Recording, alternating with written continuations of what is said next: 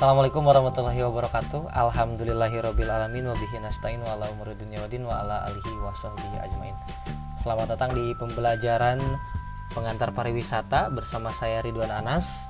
Selamat datang juga kepada seluruh peserta didik baru SMK Nurul Salam tahun 2021. Di pembelajaran pengantar pariwisata ini kita akan membahas di bab pertama, yaitu tentang industri pariwisata. Sebelum kita memulai pembelajaran, mari kita berdoa terlebih dahulu. Mudah-mudahan Allah memberikan pemahaman kepada kita dengan seluas-luasnya pemahaman. Amin ya Allah ya Rabbal Alamin. Bismillahirrahmanirrahim. Pembelajaran kita mulai.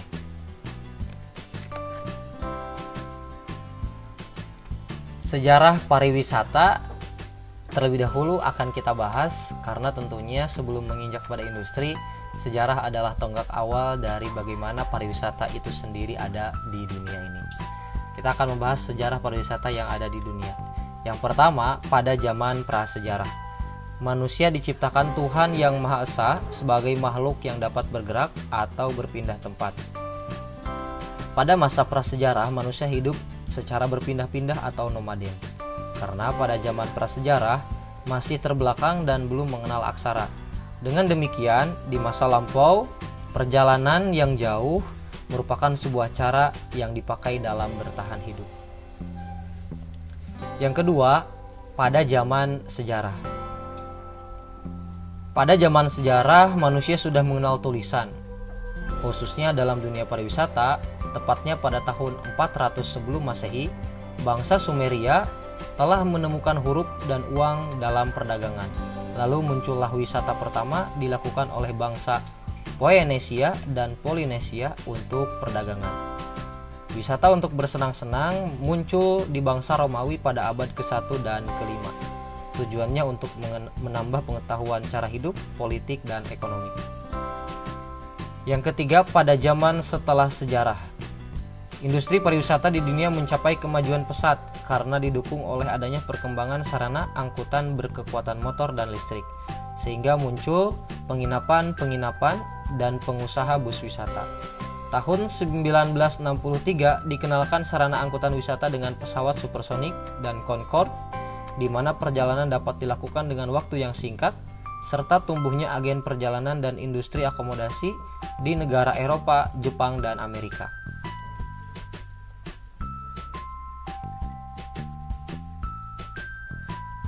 Kita akan beranjak ke sejarah pariwisata Indonesia. Yang pertama, abad ke-8 masa Jawa kuno atau masa purba, ditemukan panel relief di Borobudur menggambarkan adegan penjual minuman, semacam warung, kedai, atau rumah makan, serta ada bangunan yang di dalamnya tengah ada orang yang minum dan bersenang-senang.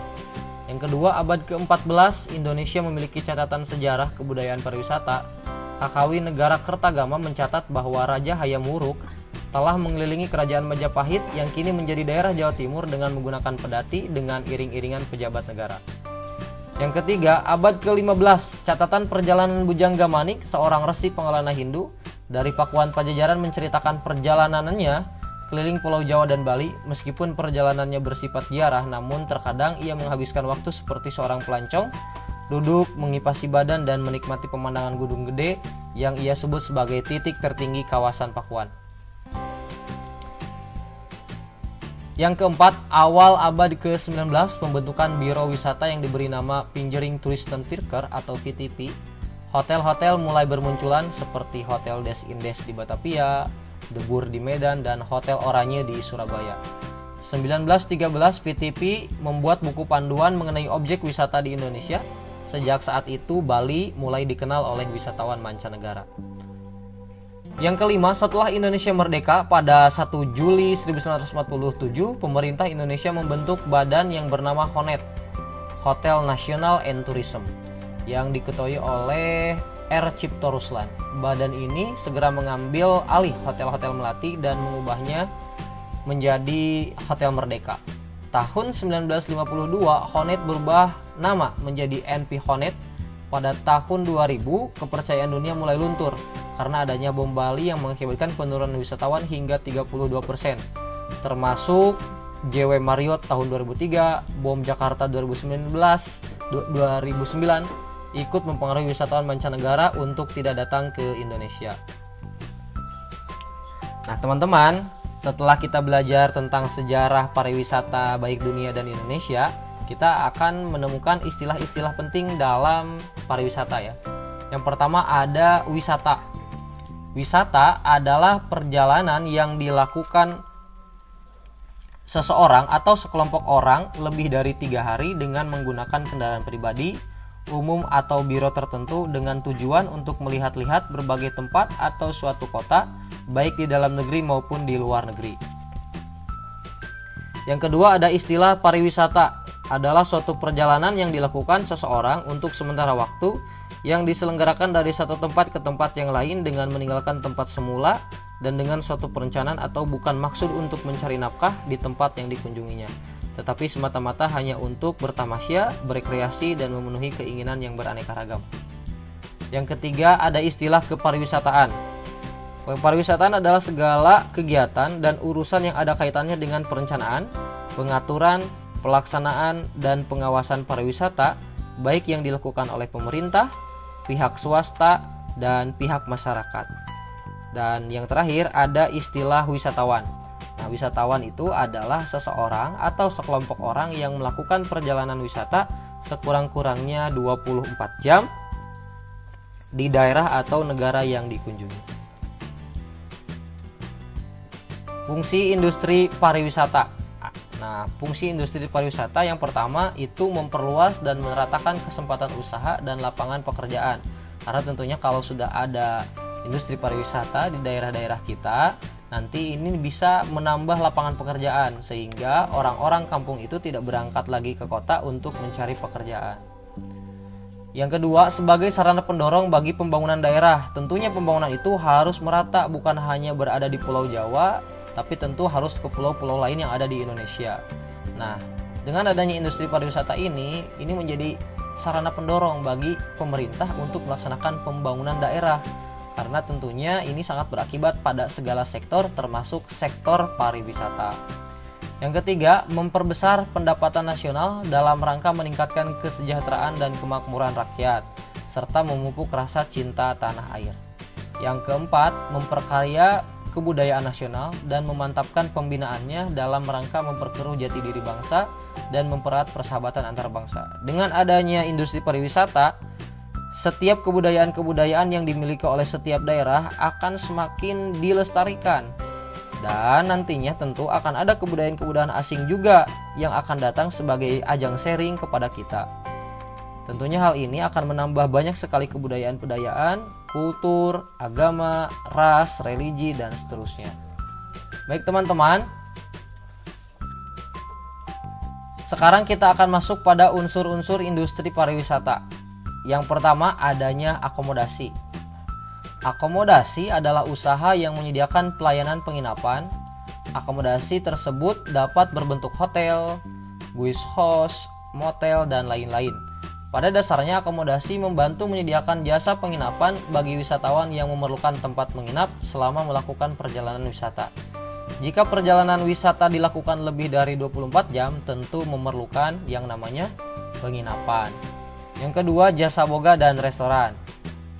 Industri ini merupakan industri yang paling menjanjikan karena seperti dikatakan banyak orang dalam berwisata, orang boleh menahan diri untuk tidak membeli pakaian atau jenis sandang lainnya, tetapi tidak ada wisatawan yang dapat menahan untuk tidak makan dan minum. Tentu ya, kalau kita sedang berwisata kemanapun, rasanya kalau kita tidak makan atau berpuasa seharian pasti tidak akan kuat dan tidak akan bisa menikmati wahana wisata dengan nyaman karena perut kita lapar. Yang ketiga, transportasi. Nah, bisnis transportasi ini juga adalah jasa yang bergerak dalam bidang angkutan. Tentu orang lain atau kita tidak bisa berangkat ke tempat wisata kalau tidak ada transportasi ya. Nah, transportasi ini ada yang dari darat, laut, udara. Jasa transportasi ini sangat mempengaruhi industri pariwisata. Terjadinya kemudahan jasa transportasi, terutama udara, yang memberikan harga yang cukup terjangkau bagi seluruh kalangan, membuat meningkatnya kegiatan berwisata dari satu tempat ke tempat yang lain. Tapi saat ini tentu karena kita sedang dalam pandemi, tempat wisata juga belum buka, sehingga mungkin banyak sektor-sektor pariwisata yang saat ini sedang gulung tikar. Kita doakan mudah-mudahan pandemi ini bisa cepat berakhir, kemudian berbagai tempat wisata juga bisa kita kunjungi secara normal seperti biasanya.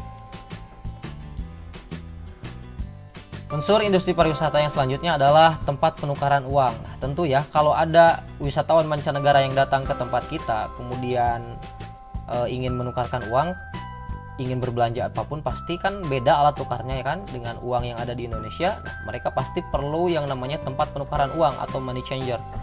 Karena uang yang kita gunakan rupiah dan uang yang mereka gunakan adalah mata uangnya yang lain. Bisa dolar, bisa peso, bisa apapun yang ada di dunia ini. Kemudian yang kelima adanya Cindramata. Nah, sebagai tempat wisata yang asik, yang baik, tentu tidak aneh ketika orang ingin pulang ke rumahnya masing-masing, ke tempat asalnya masing-masing, pasti harus membawa yang namanya buah tangan. Nah, unsur industri pariwisata ini cukup unik karena kita harus berpikir bagaimana caranya membuat Cindramata yang mudah dibawa, yang mudah dibeli, diperoleh dengan harga yang cukup relatif murah, kemudian bisa menjadi sebuah kenang-kenangan bagi siapapun yang membeli untuk bisa dibawa pulang ke rumahnya masing-masing atau menjadi buah tangan bagi orang lain. Yang keenam adanya Biro Perjalanan. Biro Perjalanan merupakan suatu badan usaha di mana usahanya meliputi pelayanan semua proses perjalanan dari seseorang sejak berangkat hingga kembali, sehingga mereka merasa nyaman selama perjalanan. Dan unsur yang terakhir yaitu daya tarik wisata. Menurut Mariotti tahun 1996 di halaman 172 ada 3 hal yang menjadi daya tarik bagi orang untuk mengunjungi suatu daerah. Yang pertama, hasil ciptaan manusia yang berupa benda-benda bersejarah, kebudayaan, dan sistem religi. Jadi daya tariknya itu bisa melalui benda-benda bersejarah, kemudian kebudayaan yang diciptakan oleh manusia, dan sistem-sistem agama yang tentu dibuat sebagaimana aturan-aturan kemanusiaan. Kemudian yang kedua, benda-benda yang tersedia dan terdapat di alam semesta yang merupakan ciptaan Allah Subhanahu wa taala. Nah, yang termasuk dalam kelompok ini misalnya iklim, fauna, flora, topografi, pemandangan. Misal kalau kita ingin pergi ke Jepang untuk menikmati salju, ya kan? Nah, itu ciptaan Tuhan kan? Tidak bisa kita manusia, mungkin ada alat yang bisa menciptakan salju, tapi tentu tidak akan bisa untuk memenuhi satu kota. Yang ketiga, tata cara kehidupan masyarakat. Misalnya pembakaran mayat di Bali. Nah, kalau kita berangkat ke Bali, kemudian di sana ada upacara ngaben, pembakaran mayat. Nah, itu juga salah satu yang diciptakan oleh kehidupan masyarakat. Kemudian kalau kita pergi ke Kampung Naga di Salawu, di Kabupaten Tasikmalaya, kita juga menemukan bahwa rumah-rumah di sana itu tidak ada listriknya, tidak ada televisinya, mereka semua tidak memiliki handphone. Kemudian orang Naga itu menikah dengan orang Naga lagi, setiap orang yang keluar dari Naga itu tidak boleh ke Kampung Naga lagi, dan seterusnya. Jadi itu kebudayaan-kebudayaan yang diciptakan oleh masyarakat. Nah, terakhir kita harus mengetahui unsur sabta pesona pariwisata. Hal ini yang tentunya wajib harus ada di setiap tempat-tempat wisata. Yang pertama, yang berkunjung itu harus merasa aman. Ketika berada di tempat wisata itu harus aman. Apa saja amannya? Tidak mengganggu kenyamanan orang, menolong dan melindungi wisatawan apabila dibutuhkan, bersikap bersahabat, memelihara keamanan lingkungan, membantu memberi informasi kepada wisatawan apabila dibutuhkan, menjaga lingkungan yang bebas dari bahaya penyakit menular, meminimalkan resiko kecelakaan. Setelah aman, yang kedua tertib. Kalau di tempat wisata itu harus membudayakan yang namanya antre, menaati aturan yang berlaku di tempat wisata, tepat waktu, karena tentu kan kendaraan itu kan tidak sembarangan ya, karena ada jadwalnya. Kalau pukul 1 pukul 1, kalau pukul 2 pukul 2. Jadi tidak boleh telat, harus menghargai waktu. Kemudian kita itu harus jelas, jujur, dan teratur. Aman, tertib. Yang ketiga, bersih. Tidak membuang sampah sembarangan, menjaga kebersihan objek wisata, menjaga lingkungan dari polusi udara, menyiapkan makanan dan minuman yang higienis. Setelah bersih, sejuk. Bayangkan kalau kita berada di tempat wisata yang panas, pasti tidak tidak nyaman ya, tidak enak gitu, karena panas gitu. Nah, melaksanakan penghijauan dan penanaman pohon, menjaga tanaman di lingkungan wisata. Setelah sejuk pasti indah. Kita ingin berwisata ke tempat-tempat yang indah kan? Karena tentunya kalau sudah indah nanti akan timbul yang namanya kenangan. Kenangan ini akan kita bawa sebagai oleh-oleh. Nanti mungkin suatu saat kita akan kenang, besoknya lagi ingin ke tempat wisata yang sama lagi. Menjaga objek wisata dengan tatanan estetik, menata lingkungan teratur, menjaga keindahan. Unsur sabta pesona yang selanjutnya yaitu ramah. Bersikap sebagai tuan rumah kalau kita memiliki tempat wisata. Sekarang kan ada ya digalakan desa-desa wisata. Nah, ada desa wisata di Nango, ada desa wisata di mana lagi? Banyak ya. Nah, itu harus bersikap baik sebagai tuan rumah. Kemudian memberi informasi tentang adat istiadat secara sopan. Karena tentu orang yang datang itu kan tidak tahu adat istiadat di kita. Kemudian menghargai dan toleransi antar wisatawan.